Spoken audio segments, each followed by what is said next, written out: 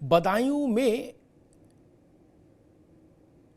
जो बच्चे उस तरह से काटे गए, दो कोशिश तो 3 को मारने की हुई, एक बच गया सौभाग्य से।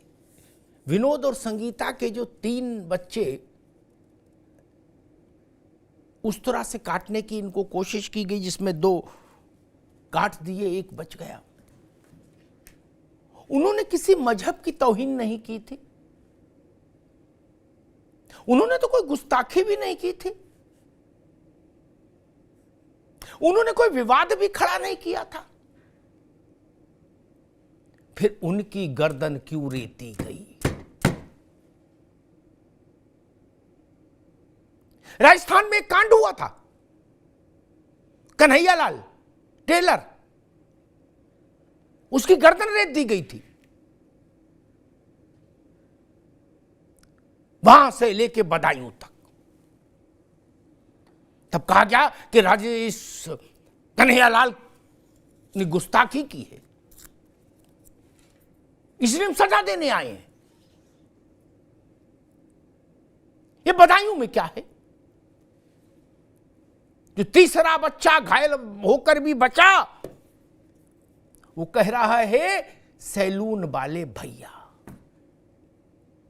जिस नर पिशाच ने उसके 2 भाइयों को रेत दिया, उनका गला, उसको वो तीसरा बालक कह रहा है सैलून वाले भैया। उनको भी, उनका क्या दोष था? वो तो मजहब का अर्थ भी नहीं जानते थे बालक बच्चे। झूठ, छल, प्रपंच, धोखा। क्या कहा? मेरी पत्नी गर्भवती है, मदद चाहिए। ये विनोद और संगीता तैयार थे पड़ोसी की मदद करने के लिए, 5,000 रुपए दिए। अब उसकी पत्नी कह रही है मैं गर्भवती नहीं हूं। ये छल, ये मिजाज में शामिल है, मिजाज में शामिल है छल। वो बच्चे, निरपराध बच्चे रेत दिए गए। ये एक पक्ष। इससे भी ज्यादा घिनौना पक्ष मालूम क्या है? ऐसा नहीं कि कभी कत्ल पहली बार हुआ है, नहीं, लेकिन सबसे ज्यादा घिनौना मसला क्या है इस बदायूं के कांड में पता है आपको? वो है जिन प्रत्यक्षदर्शियों ने जावेद और साजिद को भागते देखा, उन्होंने बताया उसके मुंह में रक्त लगा था, उनके मुंह में मांस के लोथड़े लगे थे। वो रक्त पीने आए थे बच्चों का, विनोद और संगीता के बच्चों का रक्त पीने आए थे। रक्त पिपासु। और इस पर राजनीति हो रही है। कहा जा रहा भाजपा ने कर दिया। बड़े नेता ऐसा बोल रहे हैं, छुटवैया बोले समझ में आता है। बड़े नेता कह रहे हैं कि भाजपा वाले मर्डर करा देते हैं। किस भाषा का इस्तेमाल हो रहा है? कहा जा रहा सांप्रदायिक तनाव पैदा करने की कोशिश है।